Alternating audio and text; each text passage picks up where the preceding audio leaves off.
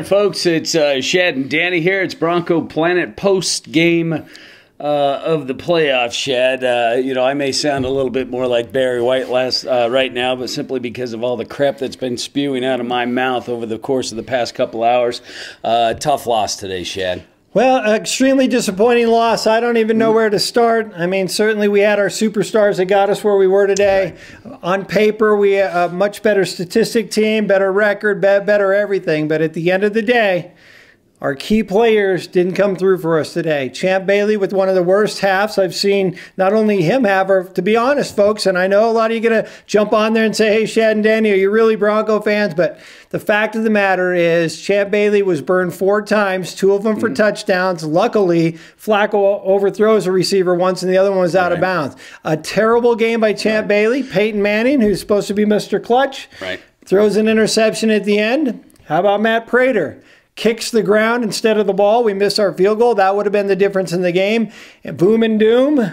Non-existent. Non-existent. Yep. They got 1 sack for Miller late in the game, but that was after like 8-10 seconds. I mean, it wasn't. There was no pressure, and then I know the thing that's driving everybody nuts. And if it's not, then you don't know football. But finally, we've been saying this for a long time. John Fox, Mike McCoy, going to catch up with you. Yeah. And we decided that we wanted to hang in there. We wanted to play conservative, and boy, did it burn us. Well, you know something, this game, for all practical purposes, Shad, should have been done in the 4th quarter.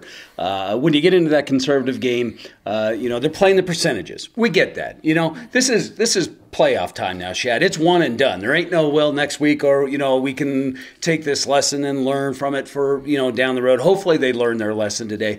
But, you know, we even posted this on Facebook. You need to leave conservatism to politics and make a 3rd down friggin' conversion when it's 3rd and 5, 3rd and 6. Big deal. You've got Peyton Manning as your quarterback. You've got the #2 receiving tandem in the NFL that was pretty much what today? Yeah, Zippo. Yeah. I mean, yeah, they got a few passes. You know, just we all have a bad day at the office, folks, and collectively the Broncos, Champ. I mean, it was a bad day at the office for Champ. Terrible day. Yeah, we love this guy, but as a whole.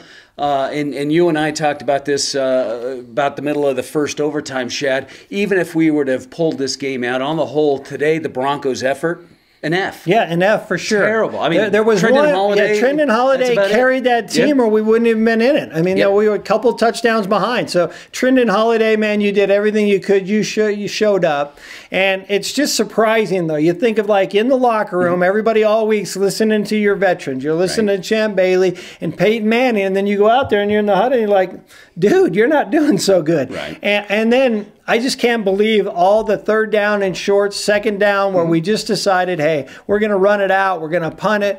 All the 7-yard passes, 5-yard passes. Peyton Manning had 1 30-yard pass, and that was a half run, you know, running after the catch. We didn't attack them long once. Not once did we even try to stretch the offense to make the defense. It was like, let's hang on, we're going to play the odds, and then, you know, all you have to do is rewind and watch one of probably a dozen tapes this last year. I've said it. I've called every radio station in Denver a million times and argued with every one of them. So D-Mac, Dave Logan, Alfred Williams, all of you guys in your face. I've been saying it all year that we're come playoff time. Big concern about our safeties. Big concern. That play Raheem didn't make, one of the, it's pathetic. Yeah, all year. No, you stay deep, you don't get bent, and then he runs over there, he jumps, he mistimes it, misses it completely. Right. I mean, and then we give up a lot of yards to tight ends again, and then when we needed it, Jim Leonard, another veteran that you brought in, needs to step up. Yes, tight coverage, but doesn't get it done. And how about Doomerville and Von Miller? 3 offside penalties. It stopped, you know, it gives them extra yards and it's those little things that just keep adding up, adding up. All facets of the game, Shad. You know, if you have an opportunity to shoot yourself in the foot, they did it. They found a way to do it. You know, whether it was 3rd down with a dumb penalty offsides, some ticky-tacky calls. You know, early on in the game, you know, the reffing of this game was a little bit suspect.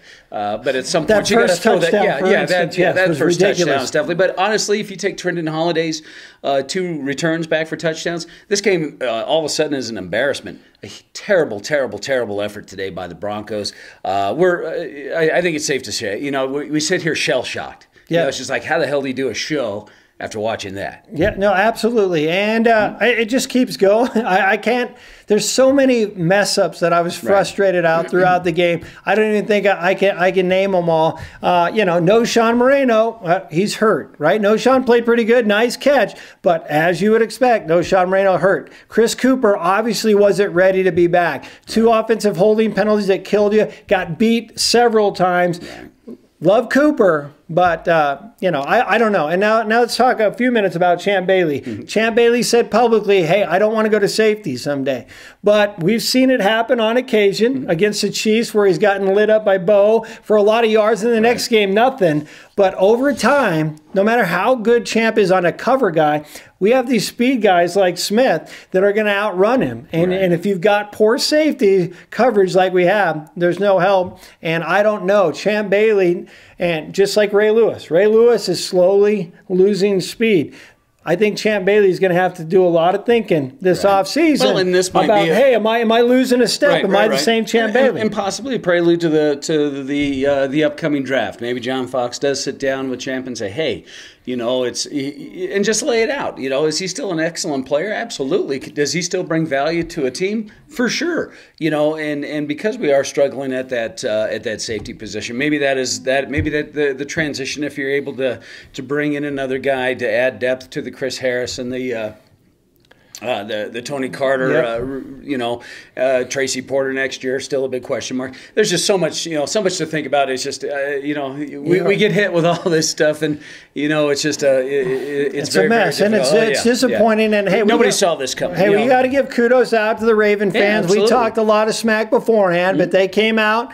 They played better. They took chances, and when you take chances, you don't play scared. Good things happen, and it worked for them. And guys like Demaryius Thomas. So you know, I've been talking all week about how are the young guys, are they going to be up for the moment? Eric Decker, pretty good job outside of the penalty, what they didn't call. Eric Decker's catching everything. Demaryius Thomas, three drop passes that extend drives. They're small passes, but those are little things that add up to the end. Absolutely. And so, you know, I guess my final thoughts here, because we could go on and on and on. Is, we're out of our element, folks. You know, we're not used to sitting down here and piss about a loss. You know, it's been quite a while since we had to talk about a Denver loss. But what I won't get over anytime soon is John Fox. I don't know what's going on in your head, Mike McCoy. If some other team wants you, we've thought it last year, we're thinking it now, it's time for you to move on. That conservative, handing off the ball all the time. You got Peyton Manning, surefire Hall of Fame player, and we decide not to take a chance, and we down it. And we don't, I mean, we just all game long, that conservative stuff. People hated you, John Fox in Carolina. Trust me, I go to business there all the time. They hated you in Carolina because you're conservative, and it killed the Denver Broncos today. You didn't have Tim Tebow on the field. You had Peyton freaking Manning, and you decided to sit on it, and then our big players didn't deliver, bottom line. Well, and this, the Broncos today, Shad, did not play to win this football game. They played not to lose.